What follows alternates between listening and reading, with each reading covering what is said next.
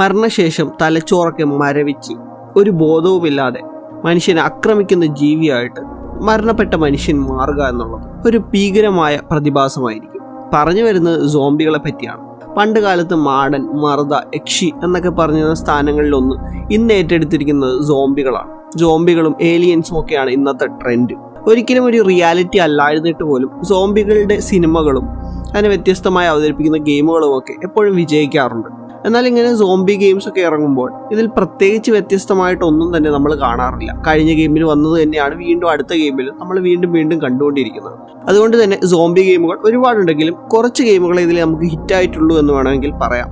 അങ്ങനെ അടുത്തിടെ റിലീസായ സോംബി ഗെയിമുകളിൽ വളരെ വ്യത്യസ്തമായി നിൽക്കുന്ന ഒരു ഗെയിമിനെ നമുക്കിന്ന് പരിചയപ്പെടാം.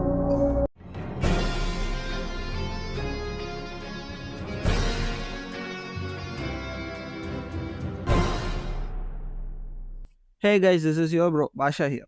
നമ്മുടെ ഇന്നത്തെ വീഡിയോയിൽ നമ്മൾ കവർ ചെയ്യാൻ പോകുന്ന ഗെയിം ഡേയ്സ് ഗോൺ എന്ന് പറഞ്ഞ സോംബി ഗെയിമാണ്. ഓപ്പൺ വേൾഡ് സോംബി ഗെയിം എന്നൊക്കെ പറയുമ്പോൾ അത് അത്ര പുതുമയുള്ളൊരു കാര്യമൊന്നുമല്ല ഇന്നത്തെ കാലത്ത്. പ്രത്യേകിച്ചും ഇതിൻ്റെ ട്രെയിലർ ആദ്യമായിട്ട് റിലീസായപ്പോൾ കണ്ട് ശരിക്കും പല ആളുകളും ഞെട്ടിയിട്ടുണ്ടാവും. പ്ലേ സ്റ്റേഷൻ എക്സ്ക്ലൂസീവ് ഗെയിമായിട്ടാണ് ആദ്യം ഇത് പുറത്തു വന്നെങ്കിൽ ഇപ്പോൾ അത് PC-യിലും ലഭ്യമാണ്. ഇതിൻ്റെ ട്രെയിലർ കണ്ടപ്പോൾ പല ഗെയിമുകളും കാണിക്കുന്ന ട്രെയിലർ പോലെ ട്രെയിലറും ഗെയിമുമായിട്ട് ഒരു ബന്ധമില്ലാത്ത തരത്തിലുള്ളൊരു സംഭവമായിരിക്കും ഇതിൻ്റെ അകത്ത് കാണിക്കുന്നത് എന്നാണ് പല ആളുകളും കരുതിയിട്ടുണ്ടാവുക. ഞാനും അതുപോലെ തന്നെയാണ് കരുതിയത്. ഏതാണ്ട് ഒരു 4-5 തവണയെങ്കിലും ഈ ട്രെയിലർ ഞാൻ കണ്ടിട്ടുണ്ടാവും. കാരണം അത്രയ്ക്ക് വിഷ്വലി ക്യാപ്ചറിങ് ആണ് ഇതിൻ്റെ ട്രെയിലർ എന്ന് പറയാം. ഗെയിമുകളിലൊക്കെ ഒരു സ്ക്രീനിൽ കാണിക്കാൻ പറ്റുന്ന ആളുകളുടെ അല്ലെങ്കിൽ മൂവിങ് ഒബ്ജക്ട്സിൻ്റെ ഒക്കെ കാര്യത്തിൽ ഒരു ലിമിറ്റൊക്കെ ഉണ്ട്. പ്രത്യേകിച്ച് നമ്മുടെ ഗ്രാഫിക്സിനനുസരിച്ച് ആ ഗെയിം റൺ ചെയ്യണമെങ്കിൽ. അങ്ങനെ നോക്കുമ്പോൾ ഈ ഗെയിമിൻ്റെ ട്രെയിലറിൽ കാണിക്കുന്നത് ഒരു വലിയ സോംബി ഹോർഡിനെയാണ്. ഏതാണ്ട് 300ഓളം വരുന്ന സോംബികൾ നമ്മുടെ പ്ലെയർ ക്യാരക്ടറിൻ്റെ അടുത്തോട്ട് ഓടി വരികയും ആ പ്ലെയർ ക്യാരക്ടർ അതിൽ നിന്ന് ഓടി രക്ഷപ്പെടാൻ ശ്രമിക്കുകയും ഒക്കെ ചെയ്യുന്നതാണ് ഈ ട്രെയിലറിൽ നമ്മൾ കാണുന്നത്. ഇത് ശരിക്കും ഗെയിമിൻ്റെ അകത്ത് ചെയ്യാൻ പറ്റില്ല എന്ന് തന്നെയായിരുന്നു എൻ്റെ വിശ്വാസം ഗെയിം കളിക്കുന്നത് വരെ. അപ്പോൾ വീഡിയോയിലോട്ട് കടക്കുന്നതിന് മുമ്പ് എല്ലാ റിവ്യൂസിലെയും പോലെ തന്നെ ഈ വീഡിയോയിലും സ്പോയിലർ ഉണ്ടാവില്ല. അതുപോലെ തന്നെ ഗ്രാഫിക്സ്, ഗെയിം വേൾഡ്, പിന്നെ ഇതിൻ്റെ സ്റ്റോറി, ക്യാരക്ടേഴ്സ്, പിന്നെ മിഷൻസ്, ഈ ഒരു രീതിയിൽ തന്നെ ആയിരിക്കും ഈ വീഡിയോയിൽ നമ്മൾ കവർ ചെയ്യുന്നത്. ആദ്യമായിട്ട് നമ്മുടെ ഇതിൻ്റെ ഗ്രാഫിക്സും ഓപ്പൺ വേൾഡും എങ്ങനെയാണെന്ന് നോക്കാം. ഒരു ഓപ്പൺ വേൾഡ് പോസ്റ്റ് അപ്പോക്കലിപ്റ്റിക് വേൾഡാണ് ഗെയിമിൽ കാണിക്കുന്നത്. സിനിമകളൊക്കെ കാണുന്ന ആളുകളാണെങ്കിൽ മിക്കവർക്കും മനസ്സിലായിട്ടുണ്ടാവും. ഒരു സോംബി ഔട്ട് ബ്രേക്ക് ഒക്കെ വന്ന് ലോകം മുഴുവൻ നശിപ്പിച്ച് കുറേ ആളുകളൊക്കെ മരിച്ചുപോയി. വളരെ കുറച്ച് സർവൈവേഴ്സ് മാത്രമുള്ള ഒരു ലോകമാണ് ഈ ഗെയിം കാണിക്കുന്നത്. അമേരിക്കയിലൊരു നാട്ടപ്പുറമാണ് ഈ ഗെയിമിൻ്റെയും ഒരു ചുറ്റുപാട്. അവിടെയും ഇവിടെയും ചിതറിക്കിടക്കുന്ന കുറേ ടൗണുകളും അതിൻ്റെ ഇടയിലുള്ള കുറേ വഴികളും ഒക്കെയാണ് ഈ ഗെയിമിൽ നമ്മൾ സഞ്ചരിക്കേണ്ട സ്ഥലം. ഇവിടെ പലയിടത്തും സോംബികൾ ഹോർഡായിട്ട് കൂടി നിൽക്കുന്നതും അതിൻ്റെ ഇടയിലൂടെയൊക്കെ ഇതിനെയൊക്കെ വെട്ടിച്ച് പല രീതിയിലൊക്കെ പോകേണ്ടതുമായിട്ടുള്ള ആവശ്യകത നമുക്ക് ഈ ഗെയിമിൻ്റെ അകത്ത് വരുന്നുണ്ട്. വളരെ ഡാർക്കായിട്ടുള്ള തീമാണ് ഇതിൻ്റെ അകത്ത് ഉപയോഗിച്ചിരിക്കുന്നതെങ്കിൽ പോലും വളരെ മനോഹരമാണ് ഈ ഗെയിമിൻ്റെ വേൾഡ് എന്ന് പറയാം. ചില സ്ഥലങ്ങളിലൊക്കെ നമുക്ക് കോപ്പി പേസ്റ്റ് ബിൽഡിങ്ങുകളും ഇൻറ്റീരിയറും ഒക്കെ കാണാം. എന്നിരുന്നാൽ പോലും അത്രയും റിയലിസ്റ്റിക് ആയിട്ട് കുറേ സ്ഥലങ്ങളൊക്കെ ചെയ്തിട്ടുണ്ട്. ഒരിക്കലും ഇത് അവിടെ നിന്ന് വെട്ടി ഇവിടെ വെച്ചത് നമുക്ക് തോന്നില്ല. പലതും ഹാൻഡ് ക്രാഫ്റ്റഡ് ആയിട്ടേ തോന്നും. പൊട്ടിപ്പോയ ജനലുകളും പല രീതിയിൽ തകർന്നു കിടക്കുന്ന ഓഫീസുകളും വീടുകളുമൊക്കെ എന്തോ അവിടെ പണ്ടുണ്ടായിരുന്നതിൻ്റെ അവശേഷിപ്പുകളാണ് അത് എന്ന് നമ്മളെ സൂചിപ്പിക്കുന്നുണ്ട്. ഗെയിമിൻ്റെ വിഷ്വൽസ് കാണുമ്പോൾ തന്നെ നിങ്ങൾക്ക് അറിയാം ഇത് അത്രയും ഗ്രാഫിക്സ് കുറഞ്ഞ ഒരു ഗെയിം അല്ല. നിങ്ങൾക്ക് റെഡ് ഡെഡ് റിഡംപ്ഷൻ 2 ഒക്കെ നല്ല സ്മൂത്തായിട്ട് കളിക്കാൻ പറ്റുന്ന ഒരു സിസ്റ്റം ഉണ്ടെങ്കിൽ മാത്രമേ ഈ ഗെയിം റൺ ചെയ്യാൻ ശ്രമിക്കേണ്ടതുള്ളൂ. അല്ലെങ്കിൽ ഇത് സ്മൂത്തായിട്ട് റൺ ആവില്ല എന്നല്ല, റൺ ആവുകയൊക്കെ ചെയ്യും. പക്ഷേ ഗെയിമിൻ്റെ പകുതിയോളം കഴിഞ്ഞ് സോംബി ഹോർഡ് വരുന്ന സമയത്ത്, സോംബി ഹോർഡ് എന്ന് പറയുമ്പോൾ ഏതാണ്ട് ഒരു 200 സോംബികളെങ്കിലും സ്ക്രീനിൽ കാണിക്കേണ്ട ഒരു അവസ്ഥ വരുന്നുണ്ട്. അത്രയും സോംബികളൊക്കെ സ്ക്രീനിൽ കാണുകയും അവരെല്ലാം കൂടെ ഓടി വരികയൊക്കെ ചെയ്യുമ്പോൾ കമ്പ്യൂട്ടർ സ്റ്റക്കാവാനുള്ള സാധ്യത ഒരുപാടുണ്ട്. അതുകൊണ്ട് വൃത്തിയുള്ളൊരു ഗ്രാഫിക്സ് കാർഡും അത്യാവശ്യം റാമും നിങ്ങൾക്കുണ്ട് എന്ന് ഉറപ്പിച്ചിട്ട് വേണം ഈ ഗെയിം കളിക്കാൻ. വേൾഡിനെ പറ്റി പറയുമ്പോൾ അതിൻ്റെ അകത്ത് ഒരുപാട് എക്സ്ക്ലൂസീവ് ആയിട്ടുള്ള ലൊക്കേഷൻസ് ഉണ്ട്. ഞാൻ നേരത്തെ പറഞ്ഞ പോലെ തന്നെ ഒരു ലൊക്കേഷനും നമുക്ക് എവിടെന്നെങ്കിലും വെട്ടി എവിടെ ഒട്ടിച്ചതുപോലെ തോന്നുന്നില്ല എന്നുള്ളത് ഈ ഗെയിമിൻ്റെ ഒരു വിജയമാണ്. ആദ്യമൊക്കെ നമ്മൾ ബൈക്ക് ഓടിച്ചുകൊണ്ട് നടക്കുമ്പോൾ പല സ്ഥലങ്ങളും നമുക്ക് ഐഡൻറ്റിഫൈ ചെയ്യാൻ കഴിയാറില്ല. കാരണം ആദ്യമായിട്ടാണ് ആ സ്ഥലത്തോട്ട് നമ്മൾ വരുന്നത്. എന്നാൽ ഗെയിം മുന്നോട്ട് പോകുന്നതനുസരിച്ച് ഓരോ സ്ഥലങ്ങളും നമുക്ക് പരിചയമായി വരികയും ചില സ്ഥലങ്ങളിലുള്ള അപകടങ്ങൾ നമുക്ക് നേരത്തെ മനസ്സിലാവുകയും ഒക്കെ ചെയ്യും. പിന്നെ നമ്മൾ ഇതിൻ്റെ ട്രെയിലറിലൊക്കെ കണ്ടതുപോലെ മെയിൻ ക്യാരക്ടറിന് ജീവനായിട്ടുള്ള ഒരു സംഭവം ഇതിൻ്റെ ബൈക്കാണ്. ബാക്കി ഗെയിമുകളിലെ പോലെ ഒരു ബൈക്ക് തറയിലിട്ട് ഓടിപ്പോയി അടുത്ത ബൈക്ക് എടുത്ത് ഓട്ടിക്കുക, ആ ഒരു GTA ലെവൽ എക്സ്പീരിയൻസ് അല്ല ഇതിൻ്റെ അകത്തുള്ളത്. നമുക്കൊരു ബൈക്കുണ്ട്, ആ ബൈക്കിനെ പൊന്നുപോലെ നോക്കിയാൽ ആ ബൈക്ക് നമ്മളെയും അതുപോലെ നോക്കും എന്നൊരു കോൺസെപ്റ്റിലാണ് ഈ ഗെയിം റൺ ചെയ്യുന്നത്. ഒരു കാറൊക്കെ ഇങ്ങനെ തുടച്ച് വൃത്തിയാക്കി രാവിലെ ഉരുട്ടിക്കൊണ്ട് പോകുന്നൊരു മനുഷ്യനാണ് നിങ്ങളെങ്കിൽ, അങ്ങനെ ഒരു ആഗ്രഹമുള്ള ഒരാളാണ് നിങ്ങളെങ്കിൽ ഗെയിം നിങ്ങൾക്ക് തീർച്ചയായിട്ടും ഇഷ്ടപ്പെടും. ഈ ബൈക്കിന് ഒരുപാടങ്ങ് റഫ് ട്രീറ്റ് ചെയ്യാൻ നമുക്ക് പറ്റില്ല.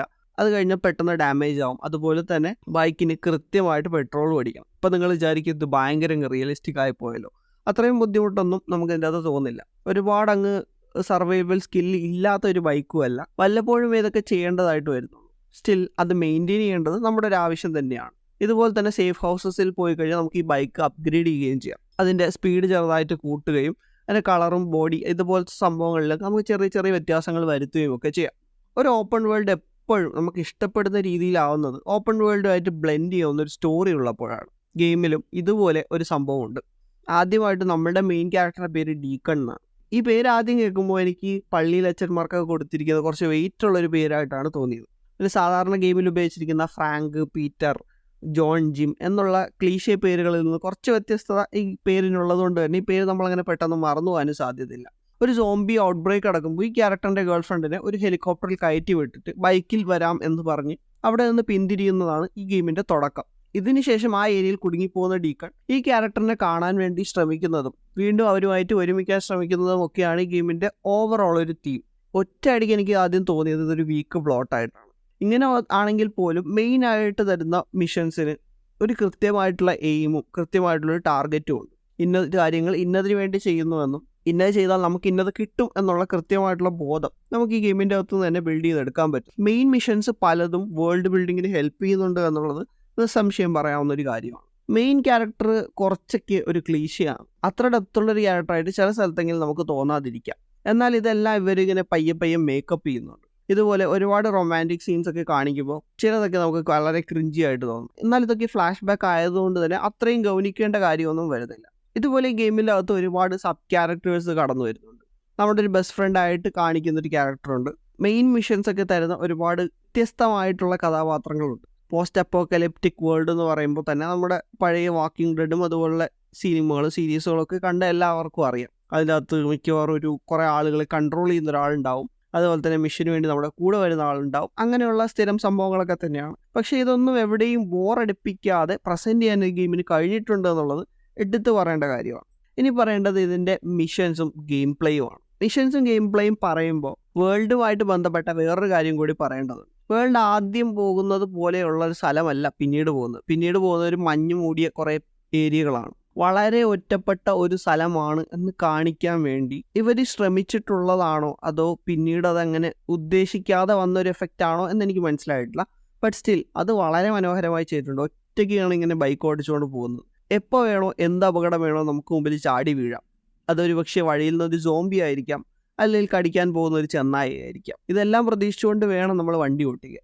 ഈ ഒരു ഫീലിംഗ് അൺമാച്ച്ഡ് ആണെന്ന് വേണമെങ്കിൽ പറയാം. ഈ ഗെയിമിൽ ഏറ്റവും ബെസ്റ്റ് ആയിട്ടുള്ളൊരു എക്സ്പീരിയൻസ് തരാൻ പറ്റുന്ന ഈ ബൈക്ക് റൈഡിങ് തന്നെയാണ്. നമ്മുടെ GTA-യിലൊക്കെ മെയിൻ മിഷൻസ് അവിടെയും ഇവിടെയൊക്കെ കിടക്കുമ്പോഴും ഇതിനെല്ലാം കണക്ട് ചെയ്യിപ്പിക്കുന്ന വളരെ എൻഗേജിങ് ആയിട്ടുള്ള ഒരു ഡ്രൈവിങ്ങും അതുപോലെ തന്നെ ഷൂട്ടിങ്ങും ആയിരിക്കും. ഇതിൽ അതുപോലെയുള്ളത് ഈ സോംബീസും നമ്മുടെ ബൈക്ക് റൈഡിങ്ങുമാണ്. മിഷൻസ് പലപ്പോഴും ഇന്ന സ്ഥലത്ത് പോയി ഇന്നത് എടുത്തുകൊണ്ട് വരൂ, ഇന്ന സ്ഥലത്ത് പോയി ഇന്നത് കണ്ടുപിടിക്കൂ എന്ന തരത്തിൽ തന്നെയാണ് പോകുന്നത്. ഈ സ്ഥലത്തെത്തുമ്പോൾ സോംബികളെ കാണുകയും അവരെ കാണാതെ ഒളിച്ചു പോവേണ്ടി വരികയും അല്ലെങ്കിൽ ചില സമയത്ത് അവരെ അറ്റാക്ക് ചെയ്യേണ്ടി വരികയും ഒക്കെ ചെയ്യുന്നുണ്ട്. ഗെയിമിൻ്റെ മിഷൻസിനെ വേണമെങ്കിൽ 2-3 തരത്തിൽ നമുക്ക് തിരിക്കാം. ഒന്ന് കോർ ആയിട്ടുള്ളൊരു സ്റ്റോറി പറയുന്ന ഗെയിം മിഷൻസ് ഉണ്ട്. അതുപോലെ തന്നെ ഒരാവശ്യമില്ലാതെ അവിടെ പോയി അതെടുത്തോണ്ടോ ഇതെടുത്തോണ്ടോ എന്ന് പറയുന്ന ടോട്ടലി വേസ്റ്റ് ആയിട്ടുള്ള കുറേ മിഷൻസ് ഉണ്ട്. പക്ഷേ ഈ സബ് മിഷൻസും മെയിൻ മിഷൻസും തമ്മിൽ അങ്ങനെ വലിയൊരു വ്യത്യാസം നമുക്ക് പലപ്പോഴും തോന്നില്ല. പ്രത്യേകിച്ചും നമ്മൾ ഈ ബൈക്ക് റൈഡ് ചെയ്ത് പോകുമ്പോൾ അൺഎക്സ്പെക്റ്റഡ് ആയിട്ടുള്ള ഒരുപാട് സാധനങ്ങൾ കാണാൻ സാധ്യതയുണ്ട്. ഒരുപക്ഷെ ഇതിനു വേണ്ടി തന്നെ ആയിരിക്കും അവരുടെ ചില മിഷൻസൊക്കെ വളരെ ദൂരത്താണ്. ഇതുപോലെ ആദ്യം പറഞ്ഞ സ്റ്റോറി മിഷൻസൊക്കെ